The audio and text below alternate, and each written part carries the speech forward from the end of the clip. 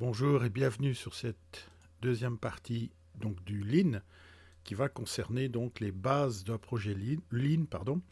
Et cette vidéo est consacrée plutôt à l'environnement Lean d'un point de vue, disons, opérationnel. Comment est-ce qu'on monte un projet Lean de manière générale? Quels sont les inconvénients? Quels sont les avantages d'un point de vue, si vous voulez, des conséquences du Lean dans une structure? Donc il ne s'agit pas ici d'entrer véritablement dans le détail, donc dans la partie, disons, vraiment opérationnelle du Lean, mais simplement pour avoir une approche en termes de conseils, si vous préférez, sur l'implantation du Lean dans une structure. Donc voilà un peu pour le sujet en fait de cette vidéo. Et donc on va commencer par la VSM, qui est l'outil de base. Donc la VSM, je vous renvoie à la première partie qui explique un peu plus en détail. Donc c'est Value Stream Mapping, donc c'est la cartographie en fait du flux de valeurs. Et ça, c'est l'outil qui va nous permettre en fait de voir un peu ce qui se passe dans l'organisation, mais sur le terrain. Donc pas de manière, disons, intermédiaire par le service de méthode avec les gammes, les nomenclatures, etc. Enfin, toute la documentation technique, mais bien d'aller sur le terrain. Donc je vous rappelle, le terrain, c'était le fameux Gemba. Hein, Gemba Walk, donc qui est en fait aller sur le terrain, et Genshi Gembutsu, donc c'est aller voir ce qui se passe et mesurer les vraies valeurs quoi, de ce qui existe véritablement sur le terrain. Alors revenons à notre projet Lean à l'aide de la VSM. Et donc le projet Lean va commencer par cette fameuse carte diagnostique. Donc on fait une première approche, comme je l'avais expliqué dans la première vidéo. Donc soit on part par exemple des matières premières, du stock des matières premières, et on fait tout le flux de production vers la sortie qui est le produit fini vers le client. Ou on peut le faire en sens inverse, donc en partant du produit fini et en remontant toute la chaîne. Moi, je conseille vivement de faire les deux, en fait. C'est-à-dire de faire une première fois dans un sens et une seconde dans l'autre sens, et de comparer un peu les visions qu'on peut avoir. Vous pouvez aussi multiplier les visions par plusieurs personnes.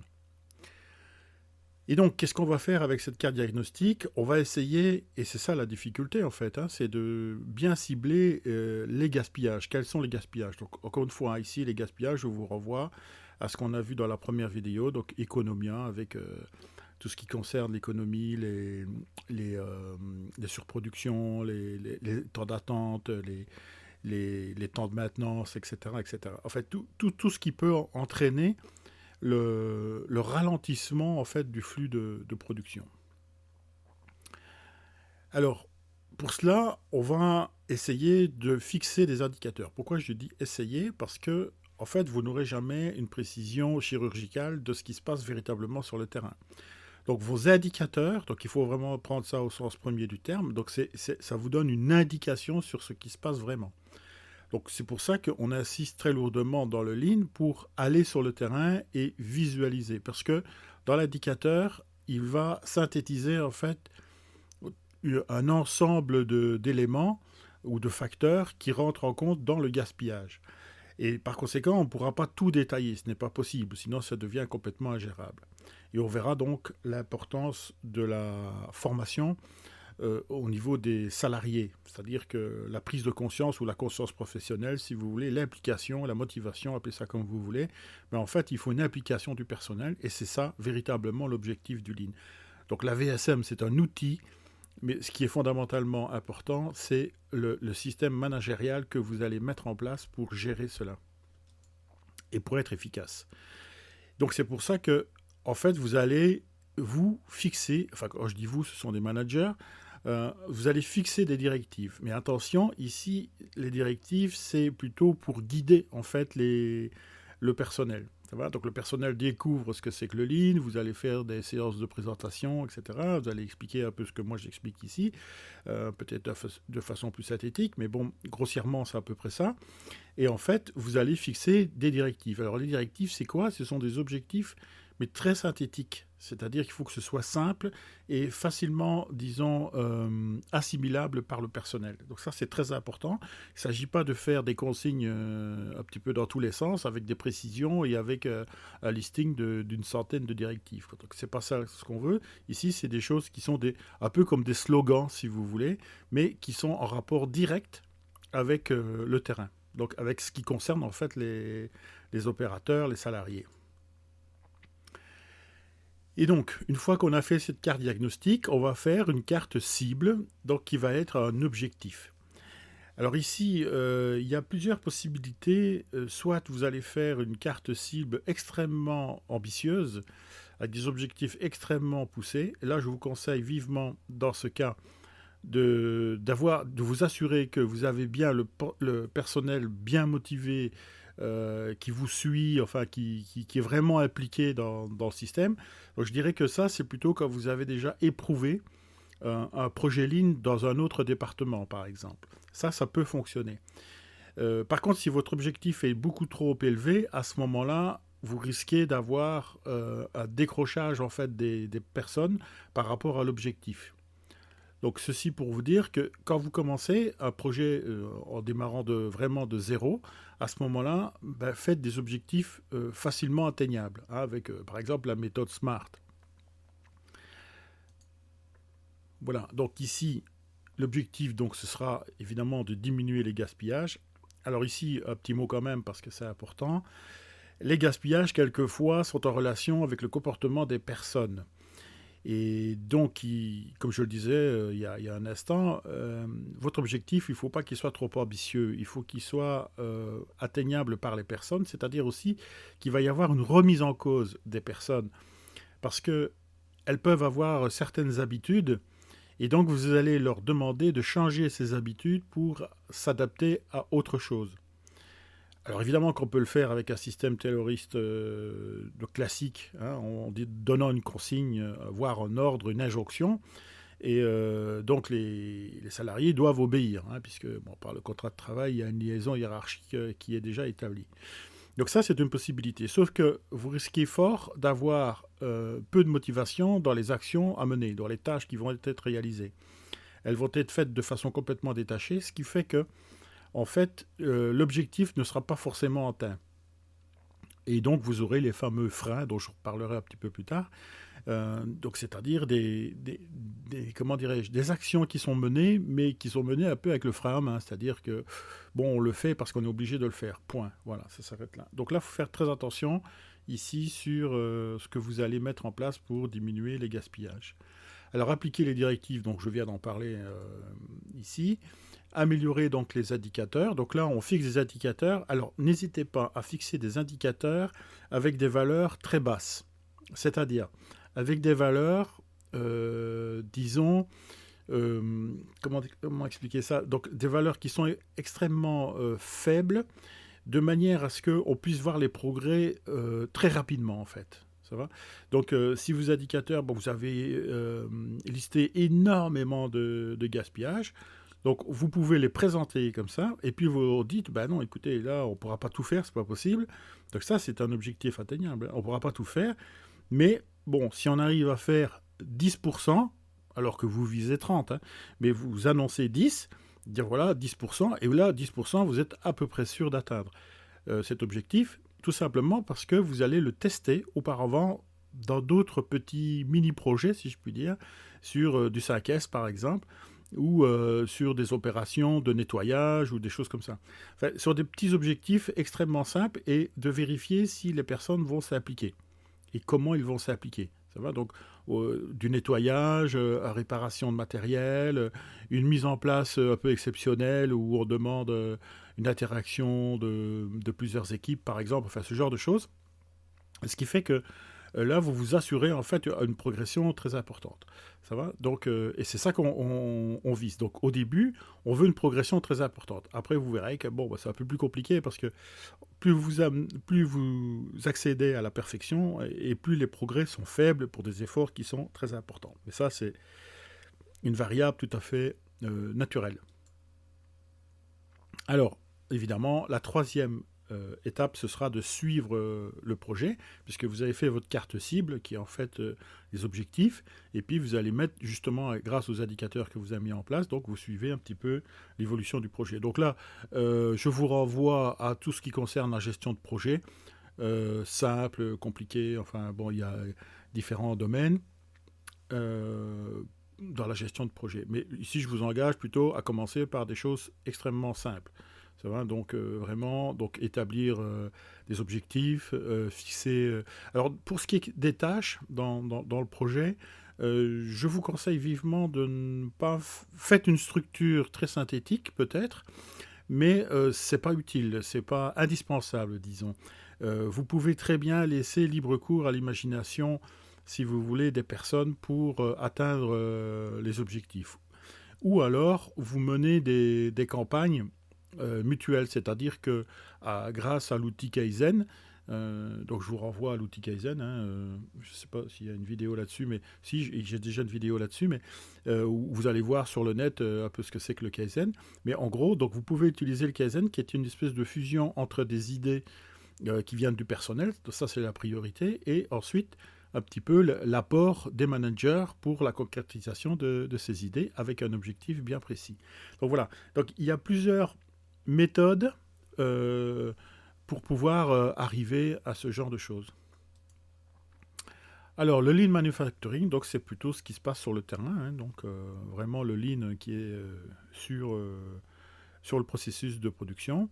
Donc l'objectif, alors ici, comme on est dans le lean, donc c'est d'alléger le flux de tous les gaspillages. Hein, l'objectif fondamental, c'est celui-là. Donc pour faire ça, il faut être, encore une fois, sur le Gemba Walk, et donc aller voir sur le terrain pour pouvoir identifier les flux avec précision. Ça va ? Alors quand je dis précision, c'est quand même subjectif, c'est-à-dire que ce sera votre vision, en fait, du ou des flux que vous aurez observés. Ce qu'on peut faire, c'est éventuellement, si vous en avez la possibilité, c'est de faire exactement ce que vous avez fait vous, en tant que manager, par une autre personne, pour justement comparer un peu les visions des différentes identifications de flux, ça va, qui ne sont pas forcément les mêmes. Il y aura des petites différences. Et de, comment dirais-je, se mettre d'accord un peu sur un réseau, en fait, des différents flux. Donc, une fois qu'on a fait l'identification de ces flux, en fait, on va déterminer les chaînes de valeur. Encore une fois, là, je vous renvoie, à ma vidéo précédente qui explique un peu ce que c'est que les valeurs non ajoutées, les valeurs ajoutées, etc. Et là, c'est en fait pour savoir qu'est-ce que c'est que les valeurs ajoutées. Alors, on va dire ça de point de vue logistique, puisqu'en fait, on va parler de flux et de vitesse de flux. Donc, on parle de logistique, c'est-à-dire de déplacement de produits. Que ce soit en interne ou en externe, ça n'a aucune espèce d'importance. Et donc, ce qui va nous intéresser, ce sont les vitesses de flux, avec notamment les temps d'attente, qui sont ici concrétisés par des stocks. Hein, donc, le stock, en fait, le stock, voire le stock d'encours. Hein, quand je dis stock, il s'agit bien des stocks produits donc, en entrée, en sortie, mais également en entrée, en sortie sur chaque poste de travail, c'est-à-dire qui correspondent aux encours. Donc, ces encours, en fait, c'est du temps de travail qui est immobilisé, puisque la vitesse de flux est égale à 0 lorsqu'on a du stock. Donc, globalement, on va calculer donc une vitesse de flux sur l'ensemble en fait du flux, entre l'entrée et la sortie du flux. Alors, une fois qu'on a fait tout ça, on va identifier tout ce qui est antiflux. Alors, qu'est-ce que c'est qu'un antiflux ? C'est tout ce qui empêche le flux de s'écouler le plus rapidement possible. Donc, tout ce qui le freine, en fait. Ça va ? Donc, les fameux freins dont j'ai parlé tout à l'heure. Alors, pour moi, les freins, c'est plutôt des comportements des personnes sur leur tâche de travail, notamment par les habitudes.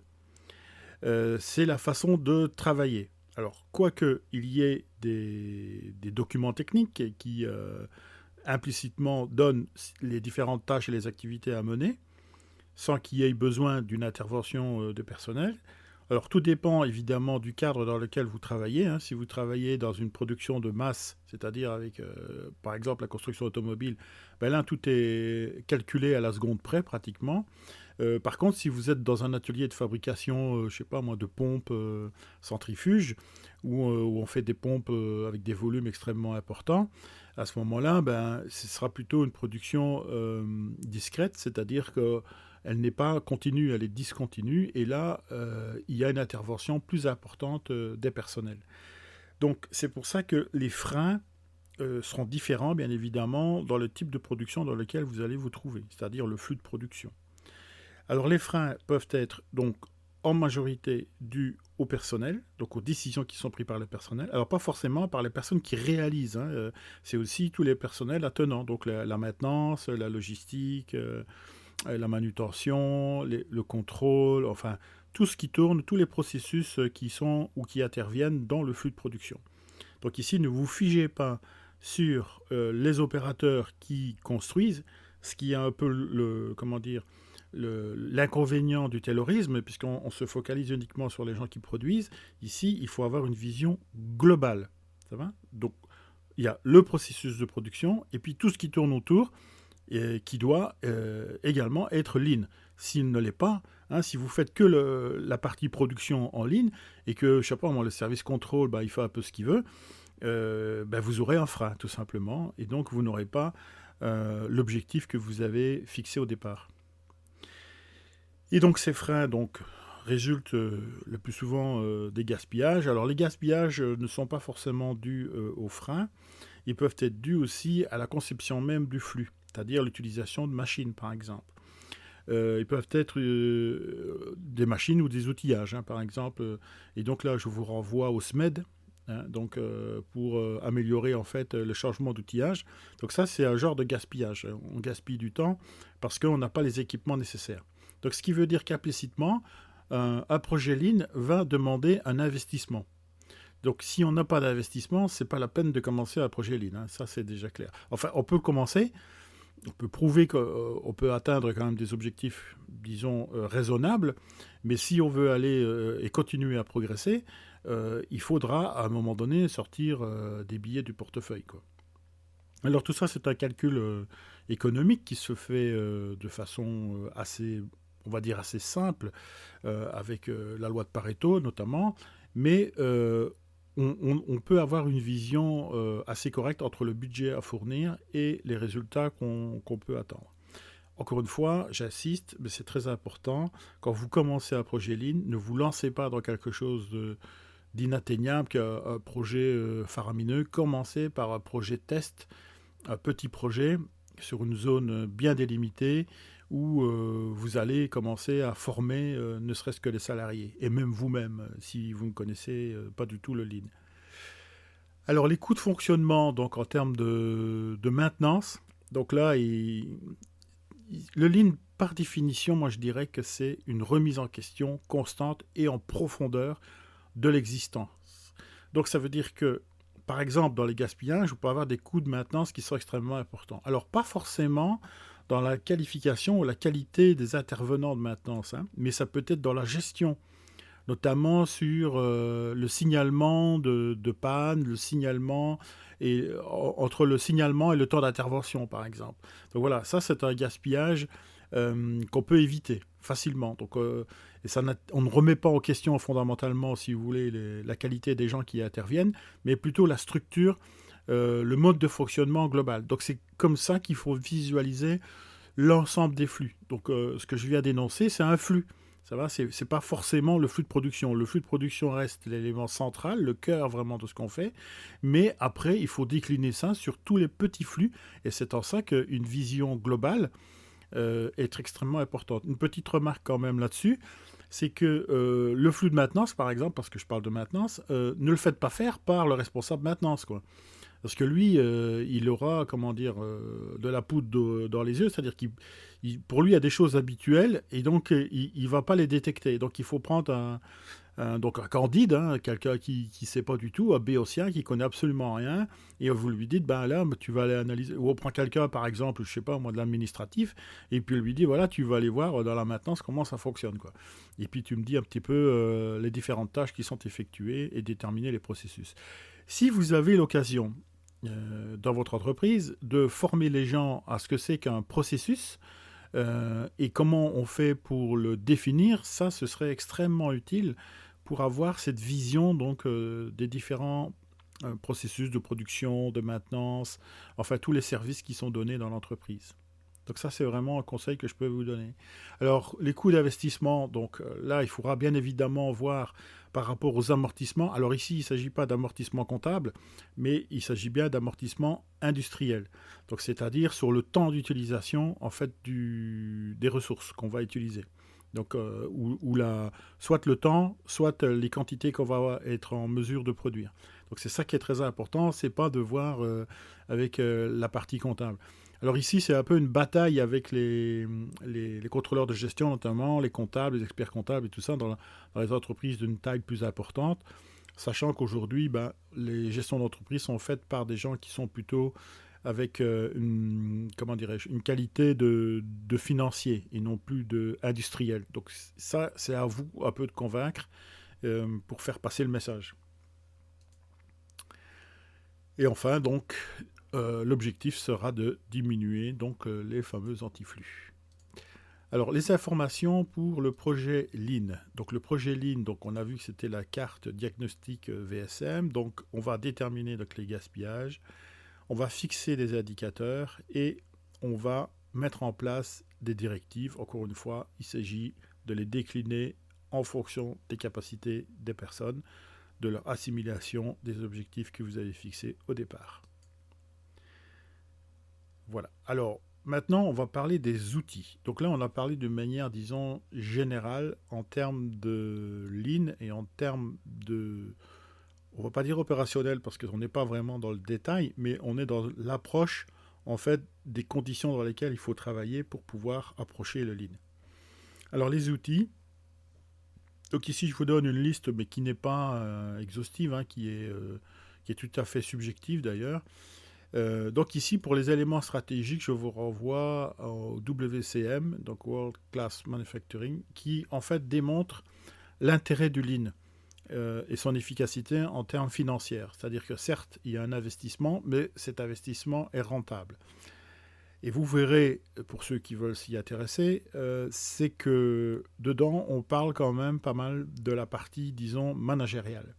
C'est-à-dire la capacité à emmener le personnel avec soi dans un projet. En gros, je schématise, mais c'est un peu ça, quoi. Ça va. Et après, ensuite, on met de l'investissement. Donc ça, c'est vraiment un fondamental, si vous voulez, dans un projet de ce type-là. C'est un, il faut convaincre, et deux, on met des ressources, notamment financières, derrière. Mais pas mettre des ressources financières et ensuite essayer d'appliquer les personnels dedans. Ça ne marche pas. Alors, ensuite, donc, il y a le Total Quality Management. Donc là, c'est le management donc, de la qualité, mais de l'ensemble de l'entreprise. Alors, il ne s'agit pas ici de faire des contrôles qualité, encore que, on peut l'utiliser, encore une fois, avec des indicateurs, etc. Mais le principal, c'est de visualiser l'ensemble de l'entreprise sous la forme d'un système de qualité.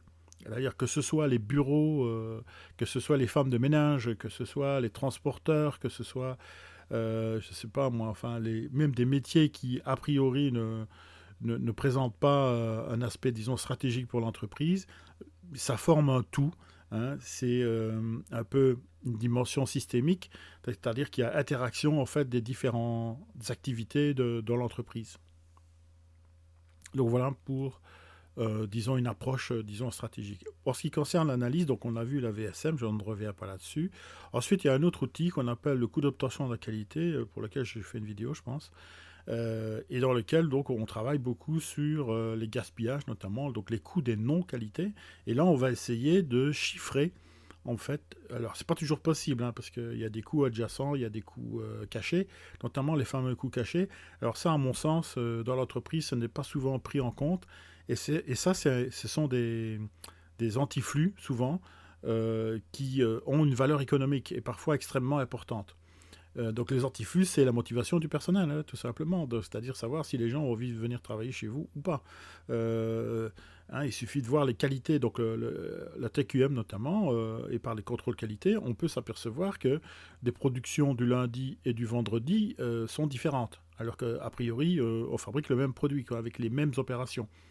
Pourquoi ? Parce qu'il y a une application du personnel, parce que c'est fin de semaine, parce que c'est début de semaine. Ça va. Donc voilà.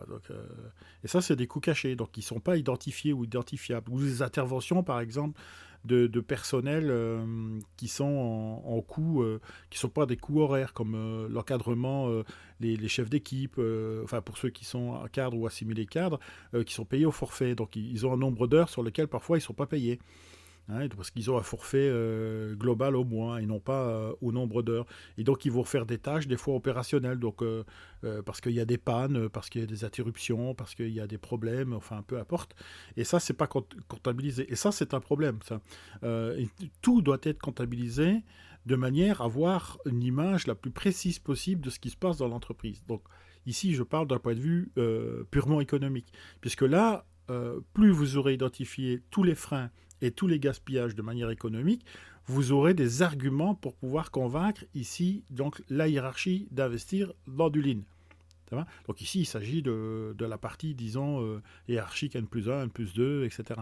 Il ne s'agit pas du personnel opérationnel ici. Cependant, lui, il vous aide à identifier tous ces antiflux. Ça va. Pourquoi? Parce qu'il va tout simplement râler. Hein. Il va simplement dire: ah ben nous, on a un problème avec ça. Ah, ça ne marche pas. Ah, ça, c'est trop lent. Ah, ceci et cela. Alors, la Total Productive Maintenance, c'est un peu dans le même, comment dirais-je, dans le même sens que la TQM, sauf qu'ici, on est plus centré sur les performances du matériel. Alors, disons, on utilise un terme beaucoup plus général qui est les ressources.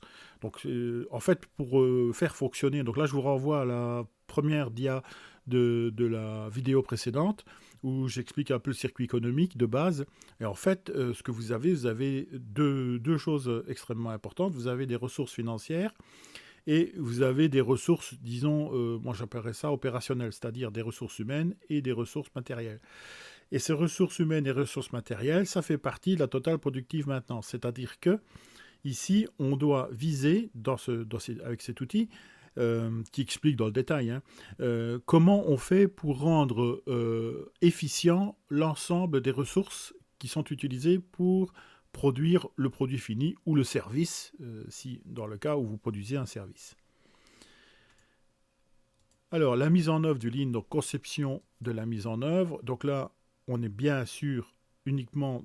Enfin, là, c'est des outils, hein, encore une fois. Donc, j'ai globalisé ici. Hein, et donc, utiliser l'ensemble des outils qui sont repris dans ce qui concerne la résolution de problèmes. Puisque vos antiflux, vos gaspillages, c'est quoi? Ce sont des problèmes. C'est-à-dire, ce sont des choses qui vous empêchent de fonctionner correctement. Donc, tous les outils qui vont concerner la résolution de problèmes, et je ne pourrais que vous engager à bien maîtriser tous ces outils de résolution de problèmes.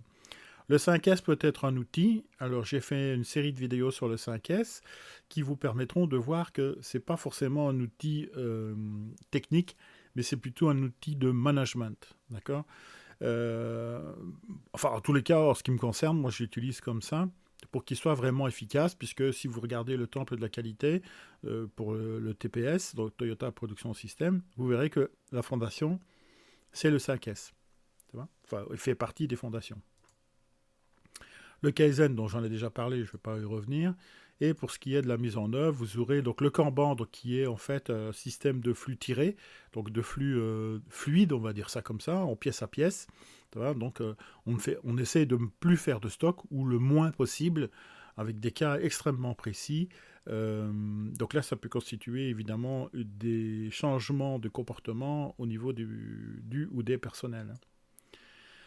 Donc le SMED, j'en ai déjà un peu parlé, donc Single Minute Exchange of Dye, donc c'est changer un outillage en une seule minute. Donc en fait, c'est les changements d'outillage. Changement d'outillage, donc, ou changement de série, hein, c'est comme vous voulez, où là, on essaie de diminuer les temps avec des modifications et des ressources supplémentaires, souvent d'ailleurs, sur les changements d'outillage, et notamment sur la partie réglage, qui est extrêmement importante. Alors, analyse de déroulement. Alors là, on est plus sur soit le poste de travail, soit l'interaction entre postes de travail. Donc là, on va simplement mesurer un peu les tâches qui sont effectuées.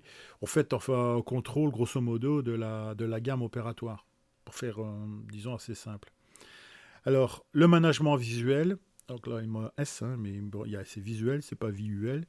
Alors, le management visuel, en fait, c'est pour aider les opérateurs les opérateurs, même les managers opérationnels, hein, les managers de terrain, à visualiser comment dire, les modifications qui sont en cours. Donc, soit en cours, soit pour simplement mesurer ce qui se passe. Ça va? Donc, en cours, quand je dis en cours, c'est soit le projet, soit le fonctionnement. Hein, donc, on donne des indicateurs. Alors, ces indicateurs, oui, ça, c'est extrêmement important. J'ai pas assez insisté là-dessus. Donc, certes, vous aurez des indicateurs sous forme informatique, tableau Excel et tout ce que vous voulez. Bon, ça marche. Mais bon, c'est pas ça le but. Le but, c'est qu'on mette des indicateurs qui soient visibles par tous, de manière à ce que tout le monde soit impliqué. Ça, c'est le premier point. Le second point, il faut qu'il soit visible, c'est-à-dire qu'il soit identifiable rapidement avec un seul coup d'œil. Donc c'est pour ça qu'on travaille énormément sur les couleurs, notamment, et sur des formes, en fait, sur je sais pas moi, par exemple, vous allez avoir des étiquettes qui ressemblent un petit peu à des CD. Hein, des CD. Et donc, vous aurez sur ces étiquettes, elles peuvent rouler, et donc on les met dans un petit rail avec une pente.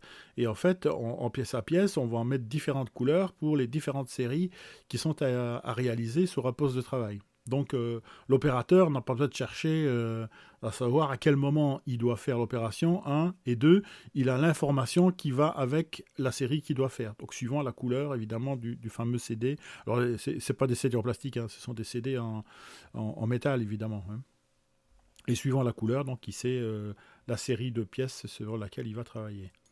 Donc voilà un petit exemple. Alors TWI, alors Training Within Industry, donc c'est la formation en fait dans l'entreprise. Alors ça c'est quelque chose qui remonte assez loin. Alors maintenant ça porte différents noms, on en arrive même à un nom, je n'ai plus le nom exact en tête, mais ça doit être kata quelque chose, kata industriel ou quelque chose comme ça. Il faut prendre ça avec des grosses pincettes, puisque ça a été fait dans les années 40, enfin après la guerre, 47 par là. Et en fait, c'était pour réhabiliter en fait toutes les personnes qui étaient en fait militaires. Hein. Si vous prenez quelqu'un, grosso modo, hein, qui avait, je sais pas, 16-17 ans en 1940, ben, 5 ans après, il avait 22-23 ans. Sauf que il a passé 5 ans à faire la guerre. Donc à tirer sur des gens, à obéir à des ordres, enfin des choses comme ça, ou à être indépendant, hein, parce qu'il y avait des sections un peu plus indépendantes. Mais bon, peu importe, il a fait la guerre, en gros, et il connaît la guerre, il connaît le mode de fonctionnement de la guerre et des militaires. Sauf que là, il faut le réhabiliter dans la partie industrielle.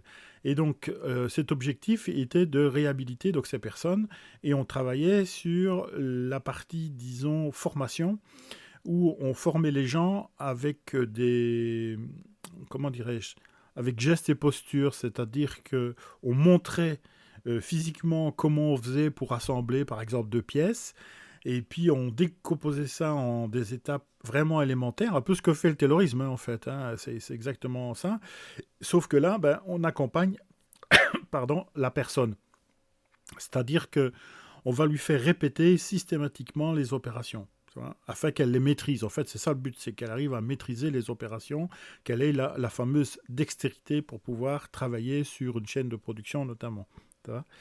Et donc après, ce système a été perfectionné, ça a évolué, ça a porté différents noms. Alors quelquefois même des grosses entreprises comme Ford par exemple a créé son propre système avec sa façon de travailler, etc. Donc retenez simplement, TWI, c'est quoi? C'est la formation.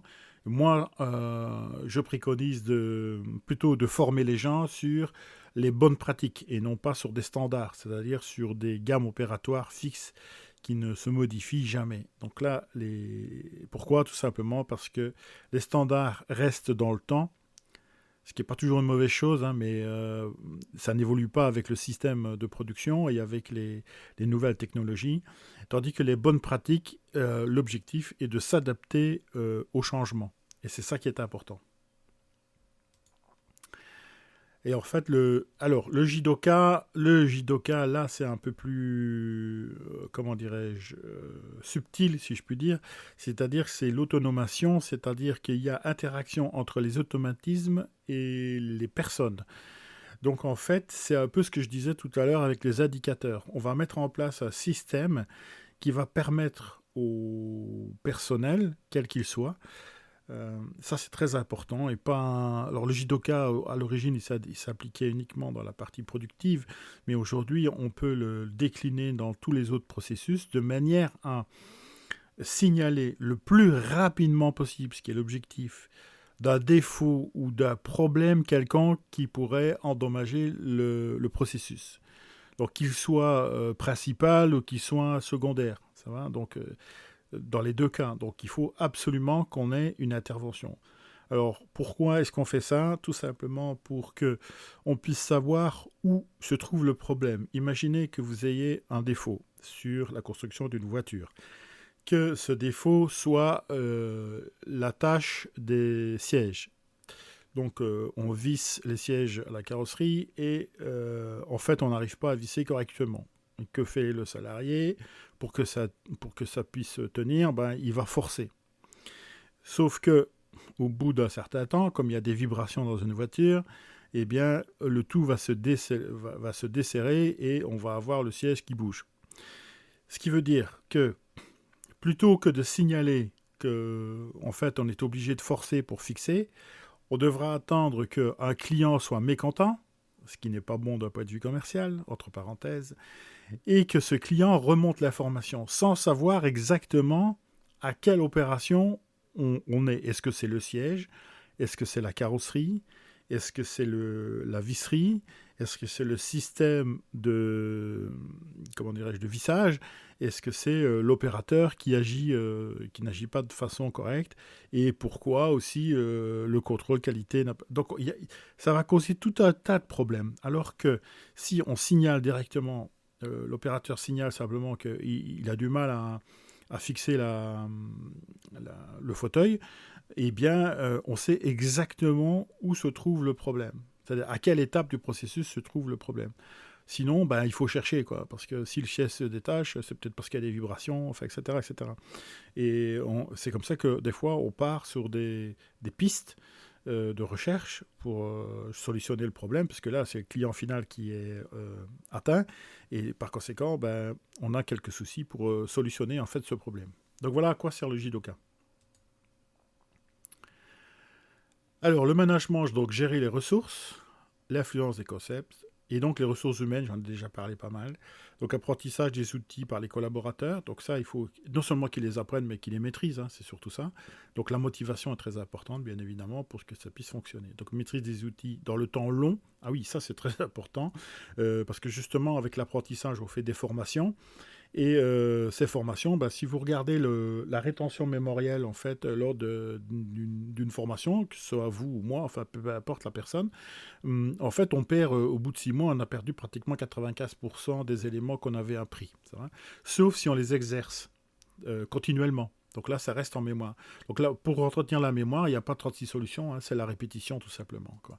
Donc c'est pour ça que dans le temps long, il faut pouvoir répéter. Donc gérer l'humain plutôt que les tâches, donc ça c'est très important. Donc j'insiste, mais c'est vraiment le principal.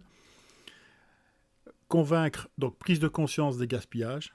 Donc ça, c'est un peu ce que je disais au départ, hein, pour la mise en place du Lean. Donc en ce qui concerne maintenant les travers du Lean, donc ce qu'il faut faire attention, c'est de ne pas retomber dans le taylorisme, comme je l'ai indiqué ici, et dans le système MRP2. Donc Material Resource Planning, qui en fait est parfaitement structuré et qui est structuré, grosso modo, hein, qui est structuré sur un logiciel en fait informatique. Ce qui fait que, enfin, pas tout à fait parce qu'il y a des plans, il y a le plan commercial, le plan industriel, etc.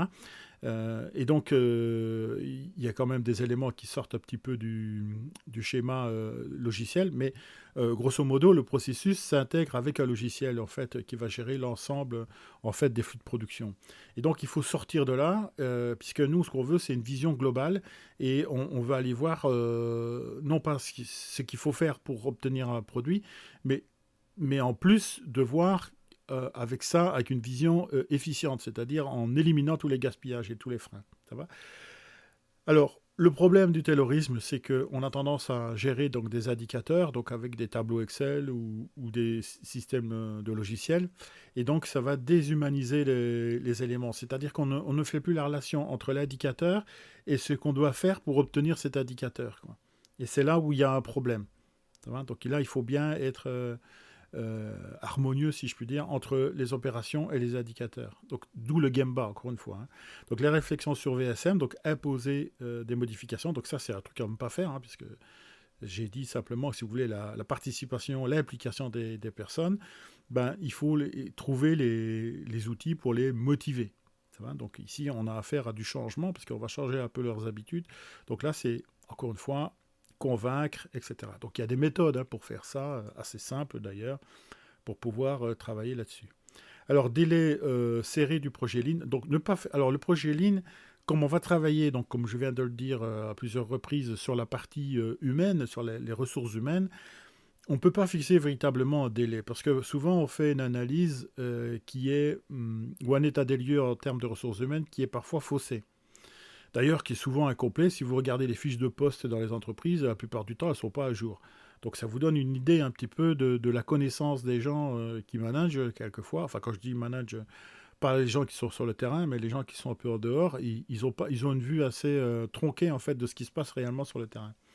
Donc donner des délais trop serrés, c'est mettre une pression trop importante. Donc un peu ce que je disais tout à l'heure avec l'objectif. Si vous mettez un objectif trop important, à ce moment-là, vous risquez d'avoir des problèmes. Alors, réduire l'analyse à des coûts, donc se focaliser uniquement sur les coûts, donc encore une fois, laisser tomber un peu la partie humaine, rejet des responsabilités sur le personnel. Donc ça, c'est en cas de problème. Hein. Quand il y a des problèmes, il ne faut pas commencer à dire c'est de la faute de Pierre, de Paul ou de Jacques. On s'en fout. Hein, c'est pas le problème, justement. Le problème, c'est de le résoudre et donc de visualiser ce problème. Alors si Pierre, Paul ou Jacques est concerné, c'est peut-être qu'il est inadapté au poste, qu'il n'a pas les formations, qu'il n'a pas les compétences, qu'il a dépassé ses compétences. Enfin, il y a tout un tas d'éléments qui peuvent rentrer en ligne de compte. Alors, ah oui, dans le taylorisme, souvent, donc, il y a le fameux évitement des problèmes, c'est-à-dire surtout les petits problèmes, on les cache sous le tapis, quoi. On ne veut pas les voir parce que c'est emmerdant, tout simplement. C'est une source de problèmes perso, donc pour le manager en tous les cas, et puis on ne veut pas les regarder, quoi. Alors, les solutions pour préparer un projet Lean, donc, c'est convaincre les dirigeants, donc c'est avec le coût d'obtention de la qualité notamment, hein, comme je l'ai énoncé. Donc, il faut former l'encadrement, donc ça, et s'assurer que il est convaincu de l'opportunité. Alors, vous n'aurez jamais 100% évidemment des personnes qui seront convaincues, hein, mais si vous avez 80%, c'est déjà amplement suffisant. Encore que, il faut bien vérifier que les 20% restants n'aient pas une capacité de nuisance importante. Donc ça, c'est vachement important de bien vérifier cet élément-là. On peut se permettre certains gaspillages, si je puis dire, mais pas qui puissent faire basculer le projet vers l'échec, quoi. Donc préparer en profondeur le projet, donc prendre le temps. Donc la préparation, il faut qu'elle prenne pas mal de temps, tout simplement parce que la VSM, c'est un outil qui est assez visuel et assez efficace, et donc on a l'impression qu'on peut faire ça très rapidement. Mais attention, parce que vous allez changer, en fait, enfin ça dépend un peu dans quelle boîte vous travaillez, mais dans une production en discontinu, par exemple, si vous allez changer radicalement les habitudes, donc là, vous risquez d'avoir des freins, voire des blocages. Donc c'est pour ça qu'il faut bien prendre le temps de bien préparer, de savoir exactement où on met les pieds. En fait, c'est ça le but, hein, c'est de savoir où on met les pieds, quoi. Et il faut en continu, donc pas de délai. Alors ça, c'est un truc vraiment super, méga important. Si vous commencez un lean, c'est comment dire, un lean, ça ne s'arrête jamais. Le lean, c'est de l'amélioration continue, tout simplement. Ça veut dire que c'est continuellement qu'on se remet en cause. C'est pas quelque chose de nouveau qui va être établi une fois pour toutes et puis il va marcher tout seul. Il marche pas tout seul. Il marche avec les gens qui ont cette capacité de réagir par rapport à ce qu'ils constatent, c'est-à-dire les problèmes. Donc les problèmes, c'est quand vous avez des problèmes, ça veut dire que vous fonctionnez, et ça veut dire aussi que vous avez du travail, vous avez du pain sur la planche, qu'il faut améliorer, qu'il faut éviter, qu'il faut résoudre ces problèmes. C'est ça, en fait, le but du jeu. C'est pas de faire une nouvelle méthode de production comme souvent je le vois dans les entreprises. Alors s'appuyer sur l'existence. Alors avec donc ici, je vous conseille simplement d'utiliser la matrice SWOT, donc avec les forces, les faiblesses, les opportunités et les menaces. Et faire le point régulièrement sur cette matrice pour voir s'il y a une évolution simplement, si vous avez des forces qui s'améliorent, des points faibles qui diminuent. Et vous allez voir que si vous faites régulièrement cette matrice, donc tous les mois par exemple, vous faites un petit bilan, vous allez voir que ça évolue constamment. Constamment, vous allez voir qu'il y a des changements et donc il faut s'appuyer sur, sur ce qui existe, c'est ce que je dis, et puis de transformer donc des forces en solutions, en opportunités pour pallier notamment aux faiblesses et les menaces. C'est plutôt, si vous voulez, l'approche risque en fait qu'on peut avoir. Et donc avoir des plans B, quoi, tout simplement. Savoir que si je fais ça, et bien que s'il arrive tel problème, ben, hop, je peux basculer automatiquement sur un autre système, quoi. Un peu comme quand dans une production, vous avez une polyvalence entre les salariés, quoi. Quand il y en a un qui tombe malade gravement, qui n'est pas là pendant 5 mois, ben, on sait qu'on a une autre personne qui a les compétences, certes peut-être pas aussi performantes que la personne en question, mais qui peut prendre la place rapidement, quoi. D'accord. Et qu'on peut, par exemple aussi, c'est de voir des plans B sur les formations des intérimaires et des CDD. Donc c'est pour ça que j'engage souvent les entreprises à faire des processus, des guidelines, enfin des modes opératoires, si vous préférez, pour des béotiens. Ça va. Donc pour les intégrer le plus rapidement possible. Et là, la TWI, par exemple, dont j'ai parlé tout à l'heure, c'est un élément essentiel qui permet de faire ça. Voilà, je vous remercie pour votre attention et j'espère que cela va vous aider à avoir une vision un petit peu du Lean, un peu différente de ce qu'on voit sur Internet en ce qui concerne le Lean. Voilà, je vous remercie et j'espère vous retrouver sur ma prochaine vidéo. Voilà, bonne journée à vous.